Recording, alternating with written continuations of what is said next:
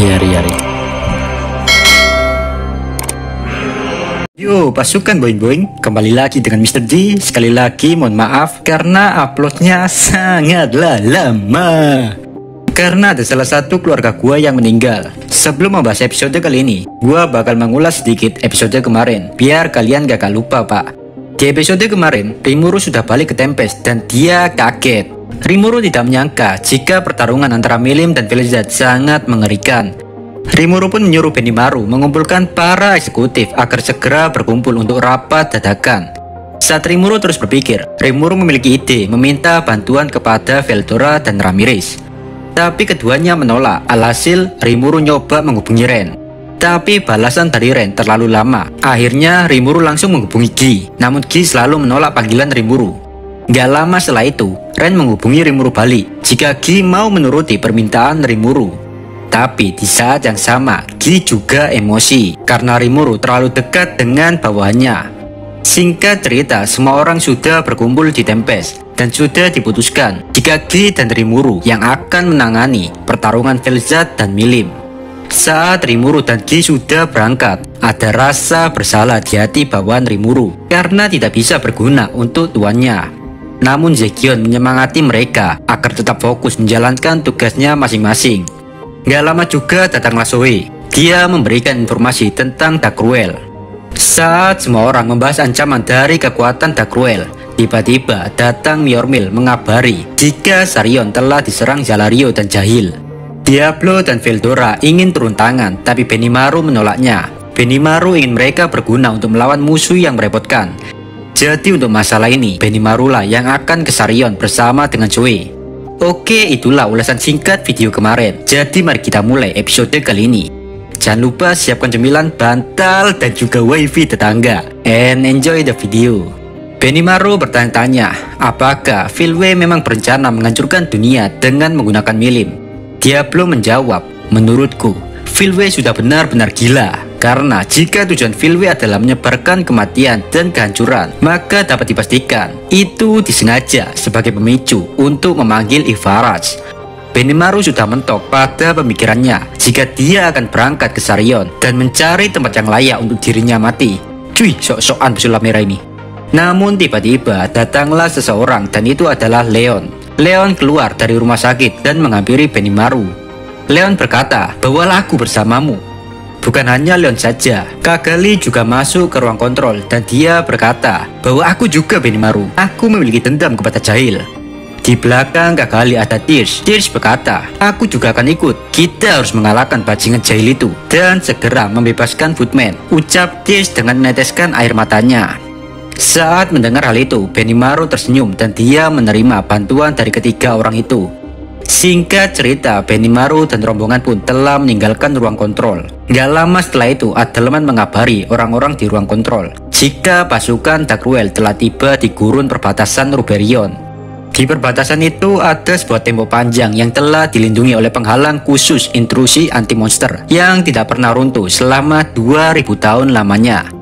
Di atas tembok itu ada Adelman yang mengenakan jubah sucinya. Di situ Adelman menatap para raksasa dengan perasaan santuy dan bersemangat. Bagi Adelman, semua sesuai prediksi Rimuru sama. Jika pasukan Darkruel lebih cepat sampai di sini karena mereka menggunakan distorsi ruang melalui otoritas Mai Furuki. Detik tiap detik, para raksasa bermata satu kayak Dajjal. Raksasa yang memegang dua senjata di kedua tangannya dan masih banyak raksasa-raksasa lainnya. Mereka semua perlahan makin mendekati tembok tersebut. Saat melihat pemandangan itu, Adelman berkata, Subarasi, pemandangan yang ada di depanku membuat tulang-tulangku bergetar. Di samping Adelman ada Sion. Sion menjawab, kurasa pertarungan ini tidak akan mudah Adelman, tapi ku yakin kita pasti bisa memenangkan pertarungan ini. Sebelum itu, bolehkah aku bertanya Adelman, apakah kau memiliki sebuah rencana? Adelman langsung menunjukkan kepada Sion para pasukannya, yaitu Immortal Legion yang berjumlah 2000 pasukan. Mereka sudah dilengkapi baju besi kualitas terbaik Tempest. Gak hanya sampai di situ, Adelman juga memiliki pasukan lain yang berjumlah 50.000 pasukan. Di antaranya adalah tentara zombie 10.000, tentara tulang 20.000, pemanah tulang 10.000, kesatria tulang 10.000, tulang-tulang semua. Meskipun mereka berjumlah 50.000, tapi mereka adalah individu yang sangat lemah, yang kekuatannya sekitar peringkat D. Untungnya mereka sudah dilengkapi armor dan senjata api terbaru. Saat melihat hal itu, Xion menyipitkan matanya dan dia bertanya, "Oi Adalman, dari mana kau mendapatkan semua ini?" Xion di sini heran karena Adalman memiliki armor dan senjata yang bisa dibilang modern gitu, Pak. Bagi Xion, Adalman hanyalah seorang junior. Jadi harusnya Xionlah yang lebih layak diberi semua itu untuk para pasukannya. Adalman pun menjawab, jika semua ini dia dapatkan dari penyerangan Kekaisaran Timur ke dalam labirin. Dan juga Adalman di dalam labirin, dia tidak hanya bermain-main, tapi dia juga rajin mengumpulkan material yang berkualitas tinggi dengan mengalahkan golem besi di dalam labirin. Material itu langsung dijual Adalman untuk membeli peralatan pertempuran yang berkualitas demi meningkatkan kekuatan pasukannya. Saat mengetahui kekayaan Adalman dan kepintaran Adalman dalam mengelola keuangan, Xion merasa iri. Di antara petinggi Tempest yang lain, Xionlah yang paling kismin. Sementara Benimaru dan Zoe sudah memiliki penghasilan uang sendiri yang jumlahnya cukup fantastis dan bisa memperbarui semua peralatan para pasukan mereka masing-masing. Bahkan perlu kalian ketahui, Kadalcep Mega Biru bisa dibilang cukup kaya, Pak. Penghasilannya didapatkan bersama Vesta tentang penelitian mereka. Bahkan nih, gua dengar-dengar bahwa Gabiru juga dibayar UMR. Wow, bagaimana? Apakah kalian juga ingin menjadi bawahan Gabiru? Kalau iya, tulis saja di kolom komentar, nanti gua bilangin ke orangnya. Xion terus memikirkan cara gimana mendapatkan uang banyak biar bisa ke Adalman. Nggak lama Ultima datang di samping Xion. Ultima berkata, "Kau tidak perlu khawatir Xion, kau bisa mencurinya dari musuhmu." Sontak saja, Xion langsung bahagia. Dia akhirnya menemukan jalan keluar dari semua permasalahannya. Di situ Adalman berkata, "Xion Dono, mari mulai rencana penyerangan kita." Xion pun menganggukkan kepalanya dan mengizinkan Adalman untuk segera menyerang. Pertempuran pun akhirnya dimulai. Pasukan Adalman mulai menggunakan rudal untuk menyerang. Dagruel yang melihat hal itu, dia sedikit frustasi karena undead rendahan bisa membunuh para pasukannya semudah itu. Glassor pun bertanya kepada Dagruel, "Jadi, apa yang akan kau lakukan, One-chan?" Dagruel pun menjawab, "Wahahaha, sudah lama aku tidak bersemangat seperti ini." Bagi Dagruel, serangan musuh yang tadi memang membuatnya frustasi, tapi itu tidak menjadi masalah serius untuk Dagruel. Dagruel memiliki pasukan sekitar 30.000. Kini pasukan Dagruel mulai membalas menyerang dengan melemparkan batu-batu raksasa. Meskipun itu hanya batu, dampak dari serangan itu sangat-sangat mengerikan dan gak masuk akal. Serangan itu menghujani pasukan Adalman dan tembok panjang Ruberion. Alhasil beberapa pasukan Adalman menjadi lenyap dan tembok panjang Ruberion rusak parah. Tapi di satu sisi tembok itu masih berdiri kokoh. Dagruel masih terus mengamati medan pertempuran dengan tenang. Dagruel nggak mau meremehkan musuhnya lagi. Karena dari kejadian sebelumnya, Dagruel tuh udah yakin jika Rimuru nggak bakal bisa mengalahkan Mikael. Tapi kenyataannya malah sebaliknya.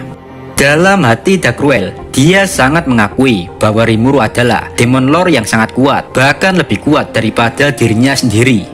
Di satu sisi, pasukan Adalman terus menyerang pasukan Dagruel dengan senjata api mereka yang bisa menyerang dari jarak jauh.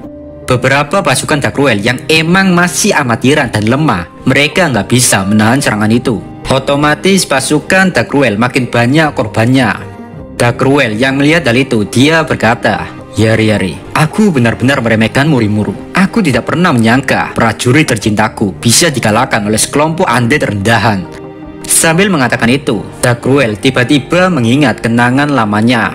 Dagruel tidak memiliki dendam ataupun kebencian kepada para Octagram. Namun dalam jiwanya, ingatan dewa jahat membuat dirinya membara dan menginginkan masa kejayaannya dulu.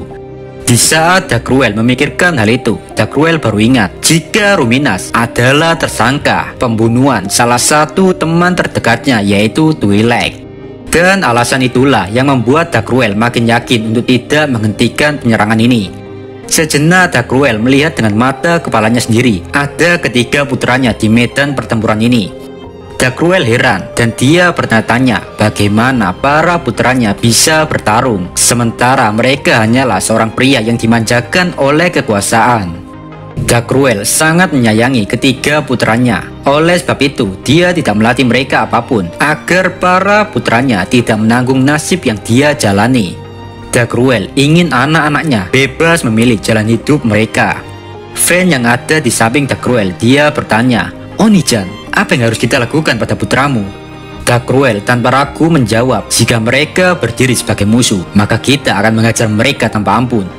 Meskipun Dagruel berkata seperti itu, namun dalam hatinya Dagruel berharap para putra-putranya sudah bertambah kuat. Di lain cerita, saat para bawahan Adalman sudah mulai bertarung, Xion mulai melakukan briefing kepada para pasukannya. Di situ Xion bertanya, "Apakah kalian mengerti apa yang harus dilakukan?"